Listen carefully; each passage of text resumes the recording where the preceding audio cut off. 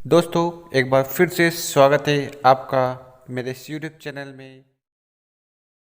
तो जब हम वेस्टेज का प्लान देख लेते हैं फिर हमें महसूस होता है कि इस दुनिया में मेरे से ज़्यादा समझदार कोई नहीं है और मेरे को अब लखपति करोड़पति बनने से कोई भी नहीं रोक सकता। और यही उम्मीद लेकर जब हम हमारे दोस्त के घर, रिश्तेदार के घर जाते हैं, उनको वेस्टेज का प्लान बताते हैं, अच्छे से समझाते हैं, इस उम्मीद से कि वो ज्वाइन करेंगे तो उनकी भी इनकम होगी और मेरा तो भला होगा ही।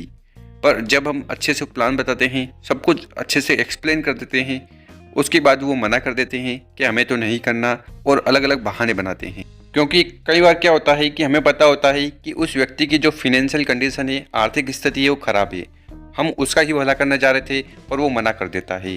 तो दीपक सूद सर ने बहुत अच्छी बात कही है, इसको जरूर सुनना। अगर आप हमारे चैनल पर नए हो तो इस चैनल को जरूर सब्सक्राइब कर लें क्योंकि हम वेस्टेज से रिलेटेड वीडियो रेगुलर अपलोड करते हैं। Patience is the key. Patience नहीं होगी, एक्साइटमेंट में हम गलत काम करेंगे। पेशेंस बहुत जरूरी है, बहुत जरूरी। कोई भी व्यक्ति ना कहता है तो वो ना नहीं कह रहा। अगर आप किसी के पास गए और आपने प्लान समझाया और उसने मना कर दिया तो वो मना नहीं कर रहा आपको, वो आपको ये कह रहा है दोस्त आप मुझे कन्विंस नहीं कर पाए, आप जाके और पढ़ के आओ और समझ के आओ और फिर आके मुझे दोबारा कन्विंस करो। वो ये कह रहा है, वो तो ना बोल के आपको ये कह रहा है कि आप और पढ़ो। वो तो आपको अपग्रेड करने के लिए बात कर रहा है। वो मना कहाँ, आपको गुस्सा क्यों आ रहा है? वो तो आपकी अपग्रेडेशन के लिए बात कर रहा है ना। वो मना क्यों कर रहा है? वो कह रहा है जी मेरे को ये सिस्टम अच्छा नहीं लगा, मुझे ये अच्छा नहीं लगा। अब वो आपको कह रहा है कि आप इसके ऊपर और रिसर्च करो, आप वर्ल्ड गूगल पे जाओ, वर्ल्ड के डेटा निकालो, डायरेक्ट सेलिंग ने क्या क्या किया, कितने लोगों ने क्या किया। अब सारी चीजें फाइल बनाओ और लेके जाओ। उसके बाद air purifier, plasma cluster technology, कैसे कोविड-19 में भी एयर प्यूरिफायर काम आ रहा है, उसका पूरा एक लीफलेट लेके जाओ, पूरा प्लान लेके जाओ, लोगों को दिखाओ कि किस तरीके से आपको ये काम करना है। तो आपको कोई मना करता है तो वो मना नहीं करता, वो आपका शुभ चिंतक होता है, वो आपको ध्यान रखता है। वो कहता है और पढ़ो और नॉलेज लो, फिर मेरे पास आओ, मैं आपके बारे में सोच रहा हूं, आप पढ़ के आओगे, मेरे को अच्छा समझाओगे, फिर मैं आपके साथ काम करूंगा और हम दोनों आगे मिलकर बढ़ेंगे। इस चीज को इस तरीके से देखना है, ये देखने का नजरिया है। लोग कहते हैं मना कर दियो, ईगो पे ले लेते हैं, अबे तेरी कैसे हिम्मत, तूने मना कर दिया, मैं तेरे को छोड़ूंगा नहीं। बल्कि वो मना कर रहा है तो उसे बोलना है थैंक्स। जब भी कोई आपको मना करे उसे बोलना है थैंक यू, कि sir thank you so much, आपने मेरे को और अपग्रेड करने का मौका दिया, मैं वापस आऊंगा और अपग्रेड करके अपने आप को। और मैं जो बोल रहा हूं, कोविड में तो ट्रांसफॉर्मेशन ही है। किसी बहुत अच्छा लिखा क्या कि यूथ क्यों सबको एंटरटेनमेंट से एजुकेशन की तरफ लेके चलते हैं कोविड में। ये एक बहुत इंपॉर्टेंट चीज। नेटफ्लिक्स कम देखिए, वेस्टीज के वीडियोस ज्यादा देखिए।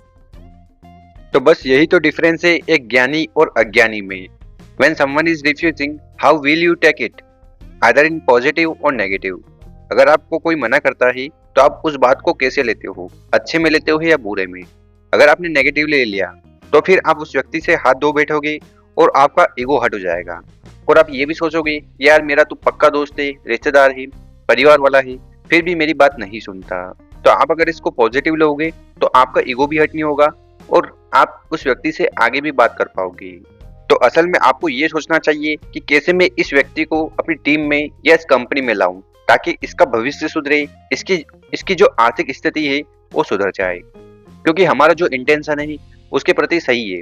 आपका उसको बहुत अच्छे से समझाने के बाद भी अगर वो नहीं कर रहा है तो हो सकता है उसके जीवन में कोई बड़ी समस्या चल रही है या फिर कोई और कारण हो सकता है, तो उसको अभी ना छेड़ें।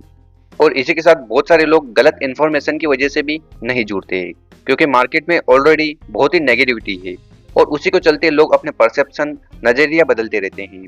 तो हमें करना क्या है, हमें उन्हें सही ज्ञान देना है, नॉलेज देना है ताकि उनके जो भी डाउट है वो सोल्व हो जाएंगे। क्योंकि सोनू शर्मा जी भी कहते हैं कि आज के इन्फॉर्मेशन एज में सभी लोग ज्ञानी बनकर घूम रहे हैं और सिर्फ इन्फॉर्मेशन रखते हैं, ज्ञान नहीं।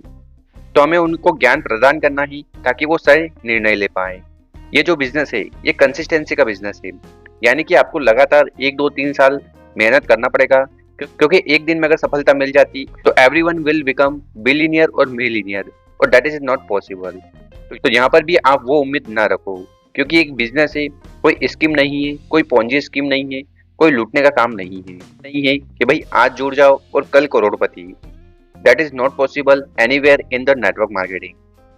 तो दोस्तों उम्मीद है आज हमने आपको जो जानकारी प्रदान करी है इस वीडियो में वो पसंद आई होगी। अगर आपको वीडियो अच्छी लगी हो तो इस वीडियो को अपने दोस्तों, रिश्तेदारों और टीम के साथ जरूर शेयर करें और उनको सही जानकारी प्रदान करें जो नेटवर्क मार्केटिंग के बारे में गलत सोचते हैं।